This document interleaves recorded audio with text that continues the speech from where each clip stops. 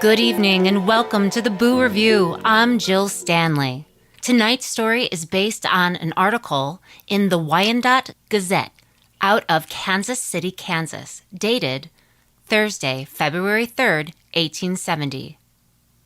We'll be diving into a chilling tale from the annals of Kansas history, a story that has left many shuddering for nearly a century. Join us as we uncover the haunting events surrounding the mysterious death of Abner Lewis, a man reputed to possess mystical powers. For more on this, let's throw it to Jennifer James at the bulletin desk. Jennifer? Thanks, Jill. The historic town of Quindaro, Kansas, was established around 1850 at a bend of the Missouri River, strategically located opposite the state of Missouri, a slave state. At the time, Quindaro served as a stop along the Underground Railroad, providing an escape route for freedom seekers fleeing slavery in Missouri. The land on which the town stood was part of a territory occupied by the Wyandotte people. When the Wyandotte tribe disbanded, the land was divided among members who chose to stay in the area and join the Union. Quindaro is a Wyandotte word that means, "In union there is strength." In addition to the indigenous population of Quindaro, early residents included Black men and women who had escaped slavery during the pre-Civil War era. Many chose to settle and build their homes in Quindaro, living alongside their Wyandotte neighbors.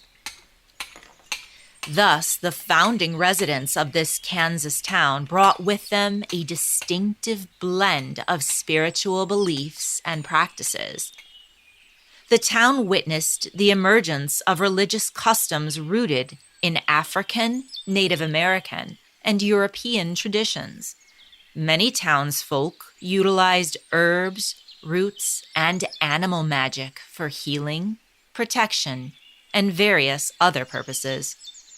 Outsiders simply referred to it as Quindaro witchcraft. By the late 1850s, Quindaro had rapidly transformed into a bustling Pioneer River port town. Stores, hotels, churches, and residences sprang up across the steep terrain to accommodate its growing population. When the city charter was approved in January 1858, Quindaro boasted 100 buildings, including numerous hotels, dry goods stores, grocery stores, shoe shops, drugstores, and meat markets. Among these establishments, the two blacksmith shops, one owned by Obadiah Dale and the other by Abner Lewis, stood out for their notable rivalry, a feud that became legendary and lasted for years. No one knows exactly how their rivalry began. Some speculate that Dale's son courted, then abandoned, Lewis's daughter. Others recount a bidding war between the two over shoeing the mayor's horses. The true cause remains a mystery. However, the men shared a legendary animosity and would go to great lengths to undermine each other's success at every opportunity, using any means possible. It was said that Abner Lewis walked past Obadiah Dale's rented stable and spat on the ground at the entrance. Within 2 weeks, 6 horses became lame, and Lewis insinuated throughout the town that it was Dale's poor craftsmanship that was responsible. As a result, Dale had to compensate the owners for their injured horses. It was reported that Dale retaliated by carving an enigmatic symbol on the post of Lewis's pasture fence, after which his cattle repeatedly escaped through the broken wire.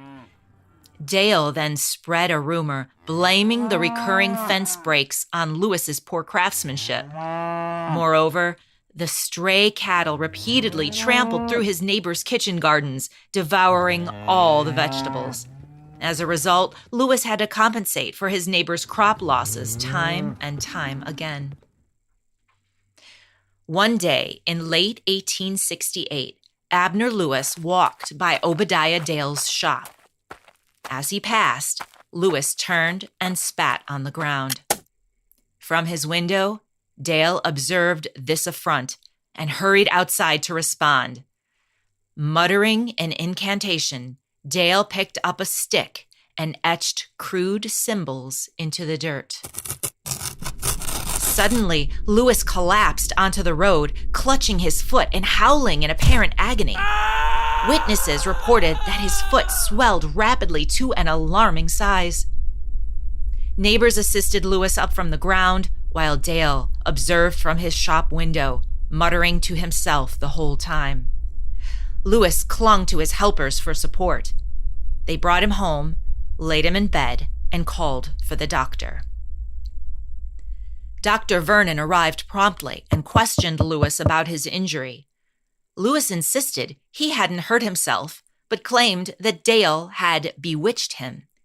He recounted how, while walking past Dale's shop, he suddenly collapsed and everything went dark. Through a sort of tunnel vision, he saw a large brown mouse scurry out of Dale's smithy across the street and come right up to him. The mouse crawled onto his foot and then disappeared. At that moment, he felt an excruciating pain in his foot, as if the mouse had burrowed inside it. Dr. Vernon listened to Lewis's story and then checked his head for any lumps. He found none. In his professional opinion, Lewis had tripped and sprained his foot, though fortunately it did not seem to be broken. Lewis insisted that the doctor examine the bottom of his foot for a mouse hole. After thorough inspection, the doctor found no such hole. He advised Lewis to stay in bed, keep the foot wrapped and elevated, and promised to reevaluate him in a week. After a week had passed, the doctor returned to Lewis's home. Lewis assured him that he had remained in bed, though he was frustrated about neglecting his smithy. To Dr. Vernon's surprise, the swelling had migrated from Lewis's foot to his ankle. Lewis confirmed that the pain in his foot had lessened, but he still couldn't walk due to the new pain in his ankle. Dr. Vernon carefully wrapped the ankle in bandages and promised to return again in a week. When Dr. Vernon examined Lewis a week later, he was puzzled once more. The swelling had shifted yet again, now localized at the lower part of Lewis's shin, where a knot of pain persisted. As the weeks went by, the swelling on Lewis's leg gradually moved upward onto his abdomen. Lewis was doubled over in pain. The doctor tried several treatments, including dandelion root tea, ginger compresses, and even bleeding him with leeches, but nothing proved effective. The swelling continued its relentless advance, reaching his chest and wrapping around to the back of his neck. As the lump at the nape of Lewis's neck grew inexplicably, Dr. Vernon recognized the severity of the situation. Lewis was contorted, his head bent forward and twisted at a grotesque angle, delirious with pain and straining for breath. Fearing the worst, Dr. Vernon summoned Lewis's only relative, his daughter.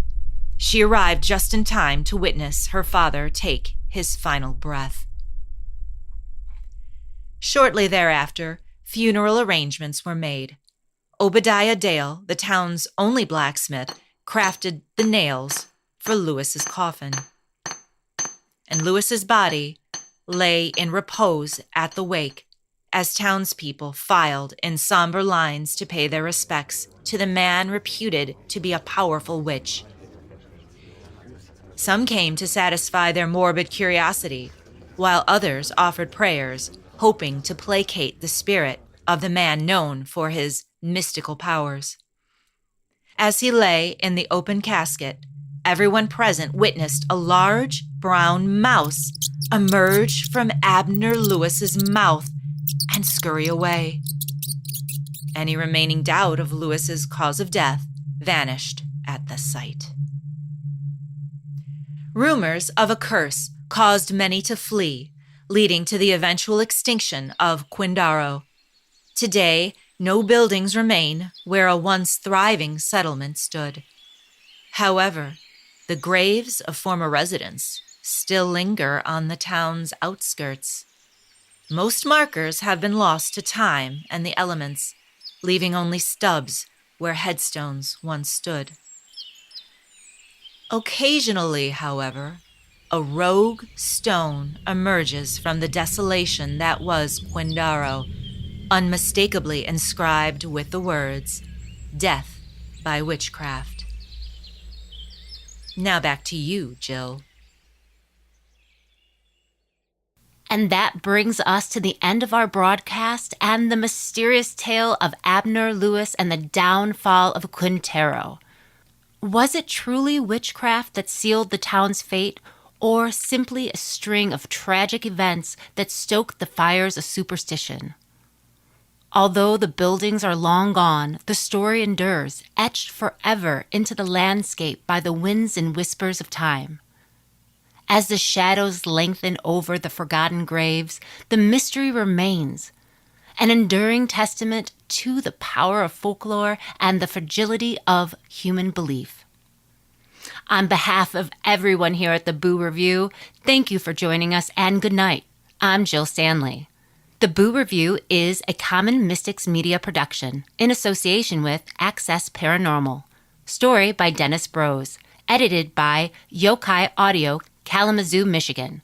For more Common Mystics, check out our website, commonmystics.net. Follow us on all our socials at Common Mystics Pod. Listen in wherever you're hearing your favorite podcast, but please remember to download, like, and subscribe.